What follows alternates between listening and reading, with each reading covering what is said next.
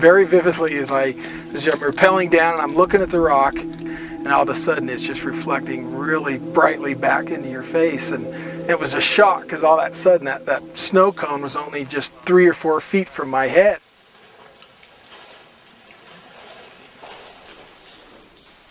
Got to the bottom, and we looked around, couldn't find any horizontal.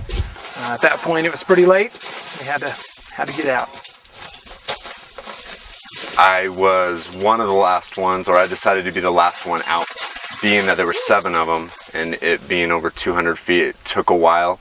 So I just decided to climb around towards the back of the known cave at that time. Just the crack going straight up in the ceiling, just really couldn't see the top, so just decided just to start climbing. I don't even know how high, probably 50 feet or so, and then saw just kind of a hole and decided to kind of pop into it. Immediately the cave changed dramatically. So we went back in and we looked up this crack, and I said, Ryan, you are out of your mind, because you look up this crack and it's maybe 3 feet wide going up this crack, but the walls are covered in ice, and you look and you just say, there's no way you can climb this, it's crazy. And then if you fall, you scoot down this ice thing and drop off another ledge. So it's like death, you know. Dropped. Anything beyond about 200 feet, there's quite a bit of rope stretch. And you're bouncing and swinging, spinning, a little bit disorienting sometimes, dark, wet, there's water falling on you. This is one of those drops that you get so far up the rope, you look down, it's dark, you look up, it's dark, you know, the rope's just hanging out of thin air. You know, so it gives you this impression that, what am I doing here? Why am I on this rope and this endless climb?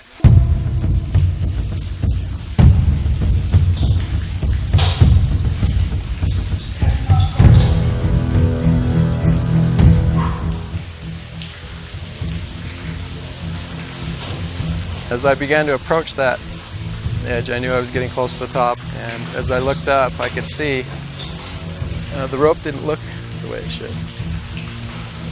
The sheath was completely gone, and the core had probably half of the core had been cut, and the rope changes a little bit of shape at that point. It begins to spread out, almost like, you know, violin strings spread across the edge of this rock. And so I could see that the rope had slipped away, and the rope had been cut pretty much almost all the way through. My heart pretty much stopped. I was about 10 feet away when I saw this, and I kind of held still for a minute, and I thought, okay, this is bad. And so I began to move really slowly, tried to cause as little movement as possible because I didn't want the rope to cut anymore.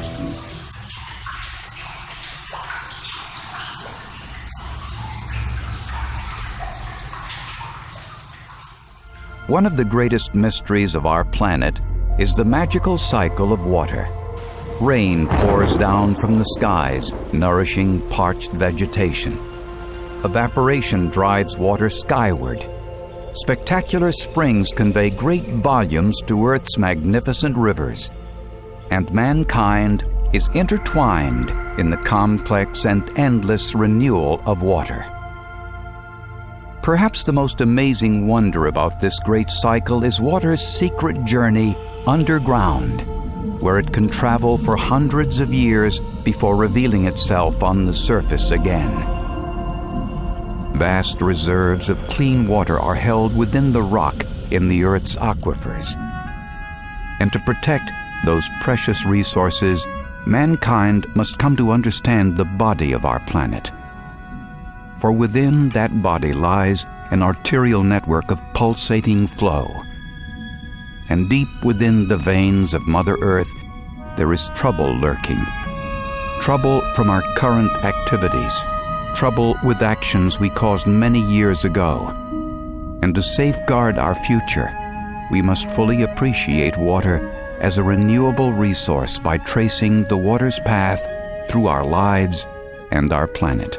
In actuality, this is the beginning of a long journey for the water as it enters the aquifer. And as y'all know, our goal is to do a series of dives and actually track you as we go across the karst features. All right, well, good luck and be safe. Don't do anything I wouldn't do. Right. You do, we'll know. And have a great dive. We'll be on top of you. Okay. Will you look at this? There goes the floor of the cave. Woohoo! This is our entry into the Florida aquifer, Tom. What a place! That is phenomenal. Oh, I don't think I've ever seen a drop like this. Yeah, looks like we're fixing to drop down to 50 million years of limestone. On the surface, Wes and Brian begin tracking the signal. It's hard to imagine an invisible river, unseen hundreds of feet directly below. They are underground beneath of us right here. We've gone from the fringes of the Cody Escarpment and we're now on the edge of society. I mean, we have Interstate 75, hotels, restaurants, all of these activities and all of this runoff, which is making its way down into this flow path, which is ultimately part of Florida's drinking water. Let's get a good waypoint at this junction here. Hey guys, you up there? That's it. Come on. Okay, I still got So this. they're still down there right now? Yep. You got I'll them? have to go down here to pick them up.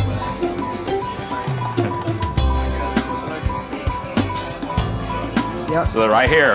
Yep. They're right under us. We're gonna go.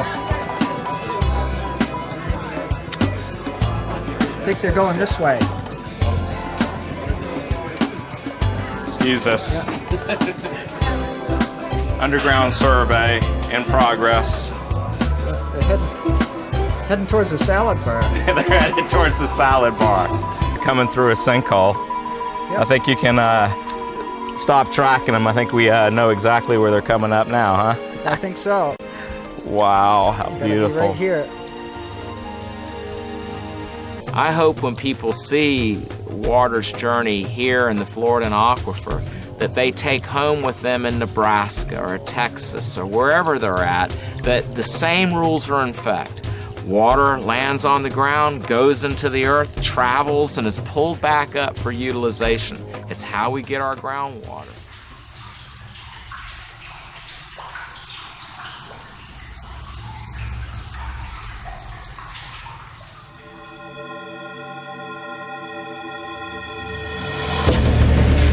C'est dans le célèbre gouffre de la Pierre Saint-Martin, qui fut longtemps le plus profond du monde, que Richard et ses amis spéléologues vont emmener Priscilla pour découvrir les mécanismes intimes qui ont créé ces rivières sans étoiles. De la montagne à leur résurgence dans la vallée, les eaux suivent un parcours mystérieux dans le monde souterrain, un monde insoupçonné, dont Priscilla va découvrir la beauté sauvage, au prix d'une véritable expédition spéléologique. Allez, hop. C'est un joli puits, hein. Ah, il fait déjà meilleur, là, hein, au niveau température. Il y a des jolies cannelures, hein, vraiment. La dernière fois qu'on voit le ciel bleu avant 35 heures.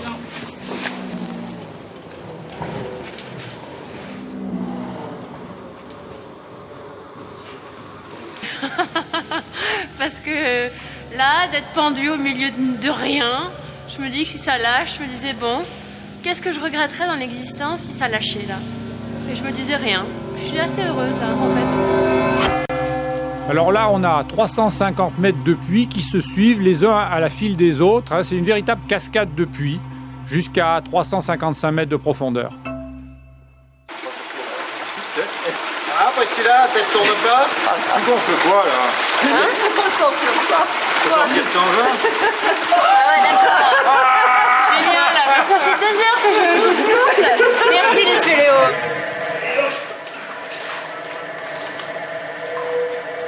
Donc là, moi, il faut pas que je bouge. Là, Mickey m'a dit de ne pas bouger. C'est dangereux, là, je pourrais Non, tomber, on a intérêt à y aller doucement. Il faut se tirer sur la corde, hein, sur cette main courante. On arrive dans les grandes salles du réseau. Hein. Il y a une série de plusieurs salles sur plusieurs kilomètres. Et on arrive à un endroit historique au pied du puits L'Épineux qui a été descendu la première fois, en 51. Il est complètement mythique d'abord parce que... Dis-moi là. Non. Il est allumé là? Ouais, voilà. Avec ça, Tu t'embêtes pas, hein, mais moi je vais te montrer quelque chose de mieux. Regarde-moi ça. J'ai l'impression que tout le monde mange à l'envers. Quelle est ton impression sur la spéléo? Tout ça avec un délire total. Que vous êtes des bandes de tarés, que je n'aurais jamais dû venir avec vous. Que j'étais... Enfin la vérité. Enfin, d'ailleurs, je m'en vais. Je bois mon thé et je pars. Parce qu'on est dans le métro, il doit y avoir bien une petite correspondance pour Paris. Pas du métro, et plus de l'eau. On ne sert à rien.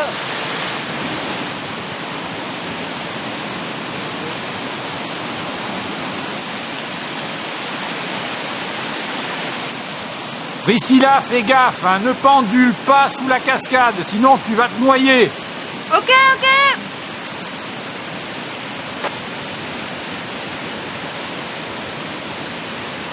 On aurait pu descendre peut-être plus à gauche dans des cailloux, mais c'est vraiment laid et dangereux. C'est bon, Priscilla. Allez hop.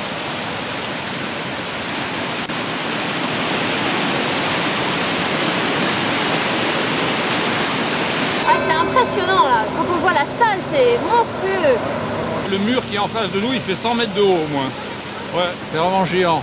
C'est en fait une montagne souterraine. D'ailleurs, quand on voit l'immensité de la salle, là, comment elle s'est formée cette salle? Parce que là, c'est gigantesque. Hein. Oui, ouais. Ça, c'est sûr.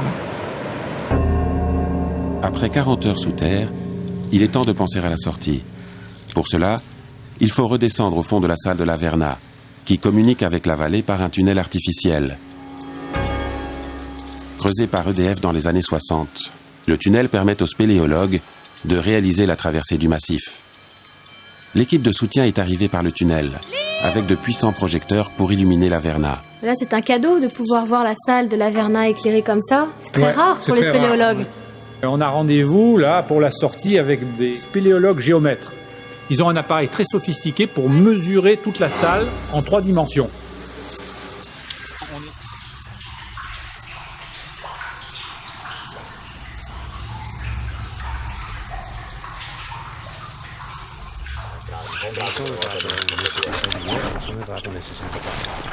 Adesso quant'è che non torno in preda? Non torno in preda è dal 1965. 40 anni? Una volta che sono sceso è stata un'esperienza indimenticabile. Se andate collargano il motore qua? Collargano il motore qua, sì. E in 2 alla volta? In 2 alla volta su un asse sulle quali eravamo praticamente aggrappati nella discesa. Noi andiamo.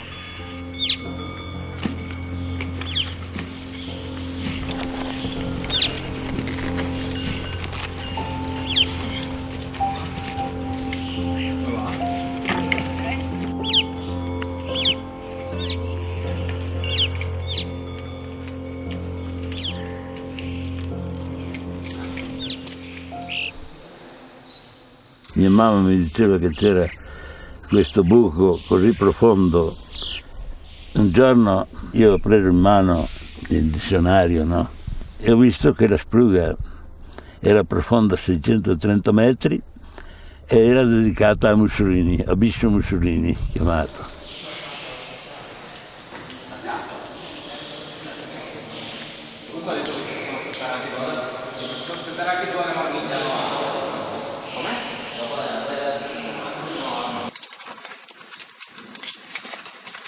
Piano, libera!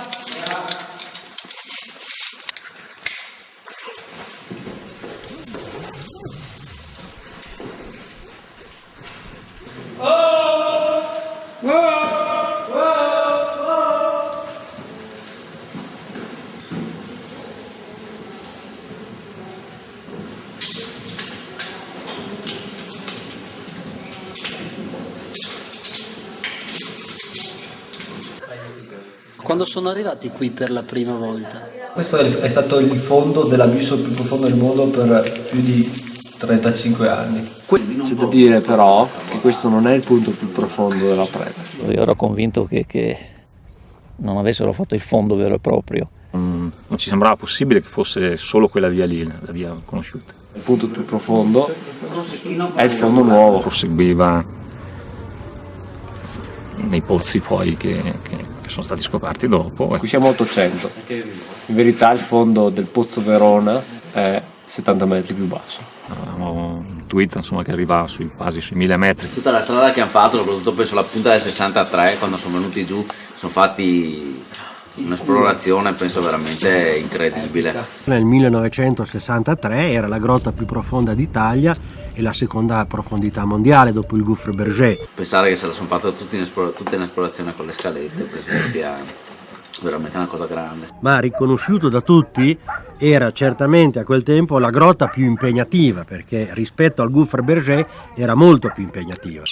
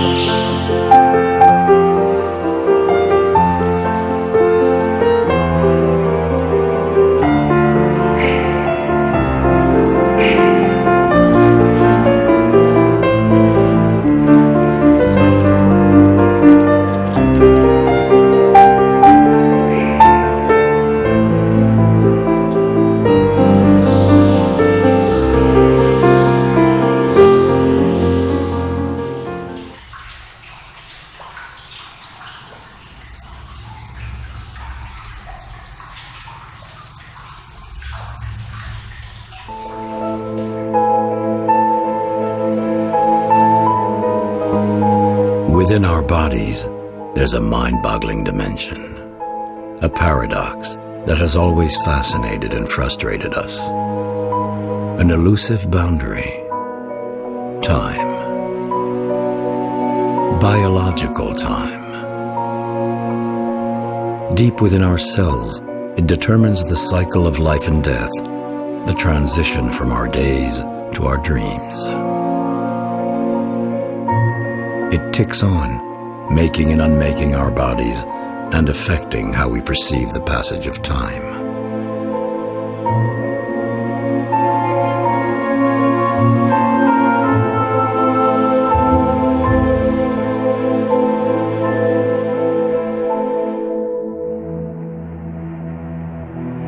In 1962, a young man went deep underground to explore this invisible frontier.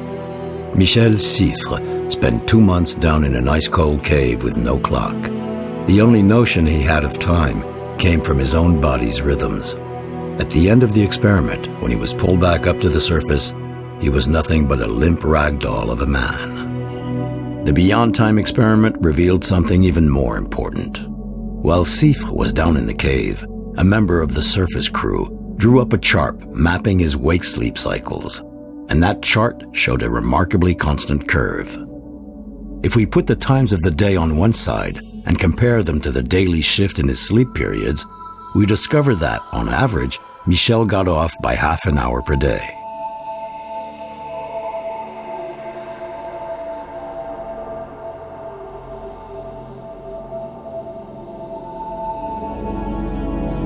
In 1972, Siffre was so perplexed by this enigma that he decided to go back down under the ground himself, in Texas.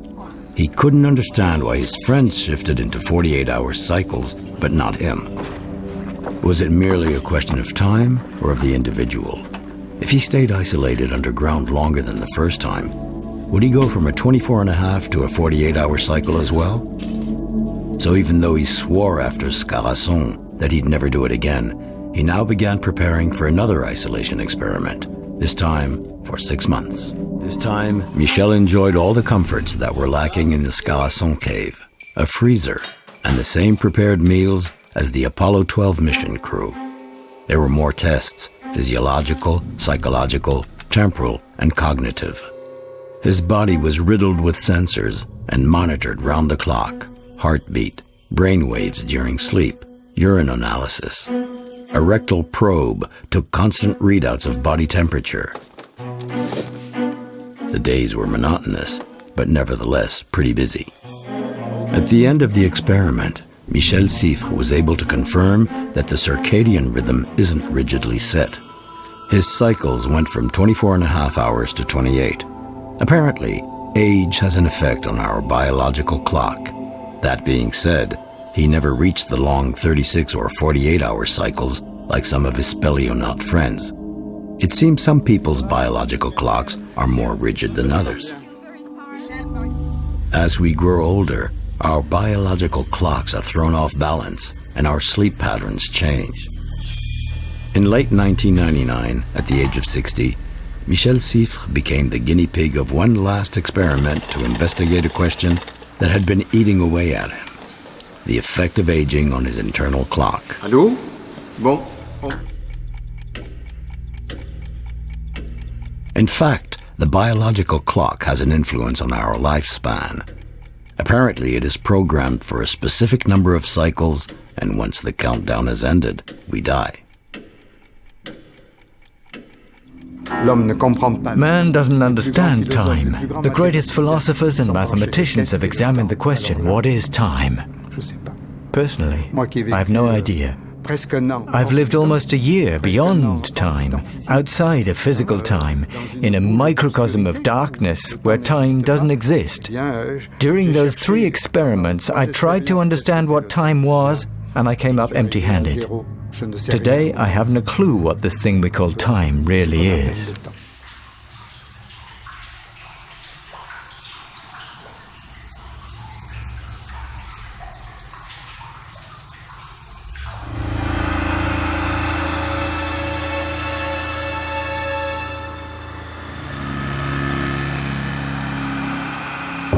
Il y a 8 ans, lors de notre première expédition sur l'île Madre de Dios, notre équipe se risque quelques heures le long de la côte Pacifique, qui reçoit de plein fouet les tempêtes des 50e hurlants. Soudain, nous apercevons une caverne géante. Comment résister quand on est spéléologue ?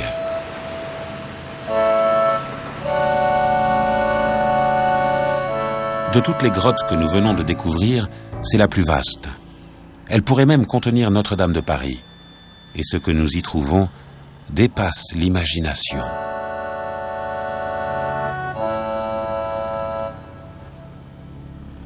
Des vertèbres et des côtes de baleines, par dizaines. C'est incompréhensible, car la grotte s'ouvre 8 mètres au-dessus du niveau de la mer. Comment expliquer ce cimetière ? Quelles sont les espèces de cétacés ? Leurs âges ? Les questions se bousculent. Nous jurons de revenir un jour élucider le mystère de la baleine.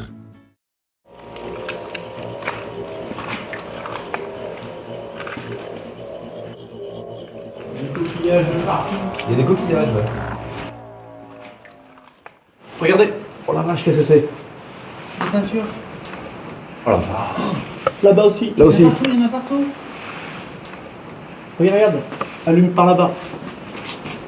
C'est d'enfer. Oh là là. Une des équipes est composée de Richard et de Franck Breillet, un biologiste spécialisé dans la vie souterraine. Il y a une petite galerie là. Ça a l'air filé là. Qu'est-ce que t'en dis? Ben écoute, c'est un petit boyau, mais ça peut mener à des grandes choses, on sait Bah jamais. ouais, Hein. c'est modeste, mais c'est toujours excitant, ces progressions.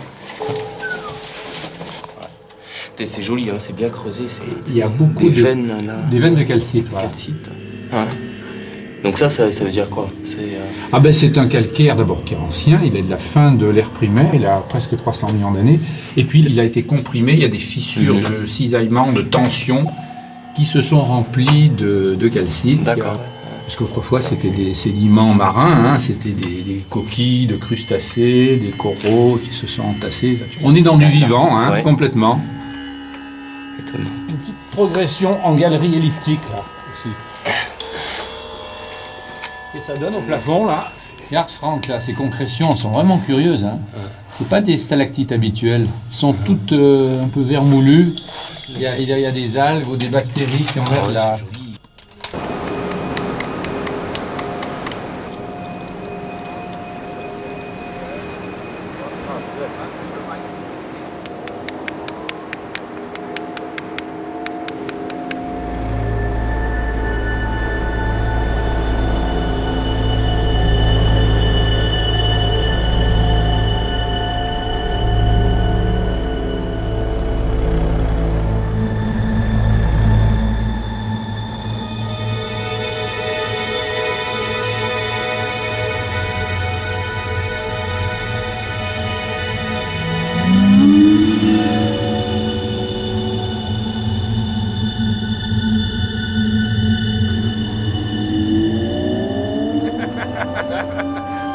Richard disait vrai, la grotte de la baleine existe. On y est. C'est très excitant. Tout à fait. Ah, quelle belle journée. Ah bah, c'est un grand moment, c'est comme toi, ça fait 8 ans qu'on attend d'être ici.